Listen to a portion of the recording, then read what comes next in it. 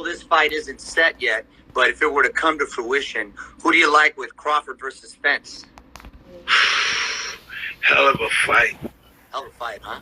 Yeah, you gotta listen. You got a master in there with a mean hell of a motherfucker, right? Yeah. And I would go, but the master is coming up in weight. He's a small guy, but he's been successful with big guys. And right. I used to look at the fight that Terrence had with the gentleman Porter, and I looked at the fight that he had with Porter. He handled Porter so easily when it was up and down fight with Spence. But then again, styles make fights. Exactly. The last fight Spence had with the Cuban, god damn. He got up, he got dropped, got up. The guy's a hell of a fighter too. Got up and killed him. You can't stand still with Spence. You gotta move. Yep. Southpaw too. Yeah, he has to do a lot of movement. He has to do a lot of movement. Because if you stand still, he'll break you down. You can't let him on you on Spence.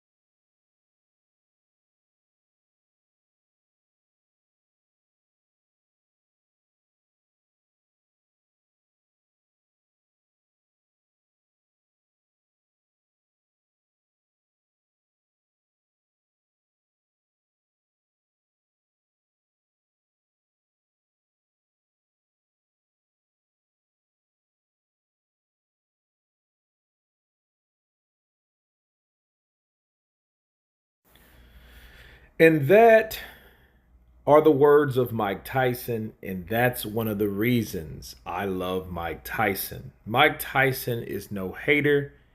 He is a congratulator. Bars. One thing about Mike, he's done his thing in the ring. He's appreciated every moment of it. He's just broke it down to the bare, realistic part of who he was and what he did in the ring. And when he sees these current fighters, he only congratulates them. That's what I love about Mike Tyson. So let's counterpunch. Errol Spence, Terrence Crawford, based on what Mike Tyson said, Terrence Crawford he has to keep moving. Okay. That is true, yes, and then no. Because Errol Spence is the kind of guy where the last couple fights, Errol Spence has showed me that he can box, okay? He showed me that there's more to him than just doing some,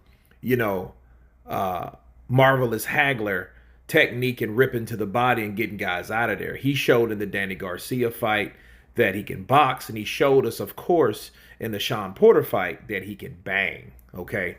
And he's capable of going in and out. He does minor adjustments to get punches off, but he is a warlord. He is a workhorse. Okay, so make no mistake about Errol Spence's strengths versus weaknesses. The only question is he better at doing that than Terrence Crawford? Because Terrence Crawford is a guy that also he likes to bang and he likes to box. And I think he does both based on temperament, based on choice, based on what's going on. So him saying, well, Terrence Crawford has to keep moving, that's what makes this fight so dynamic, because Terrence Crawford won't. And Terrence Crawford already dared Errol Spence to go to the body like he did with all these other fighters. He said that to his face. Maybe the last time that they were face to face, if you guys can remember. Okay? You better not go down to that body. You better not try that stuff you did with that You guys remember that when they were going back and forth and Bob Arum was there and you had Errol Spence and Terrence Crawford and these guys were exchanging words like, let's get the fight on, this, that, and the other. So, Terrence Crawford, I don't think will just run around the ring like an old school classic Erislandy Lara. He's not going to do that. He's not going to use the ring to fight or to win. What he's going to do exactly what he needs to do to get Errol Spence out of there, because Errol Spence is going to bring it. That's what makes this fight so intriguing. Two excellent fighters, one very good, the other one I think is great because he showed this before. He's been undisputed before, and I'm talking about Terrence Crawford.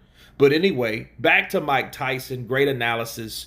Great congratulations for both fighters. You got to love Mike Tyson for it. That's what I love about him. You guys tell me what you think about Mike Tyson's hypothesis about Errol Spence and Terrence Crawford. Please subscribe, and you guys been Counterpunched.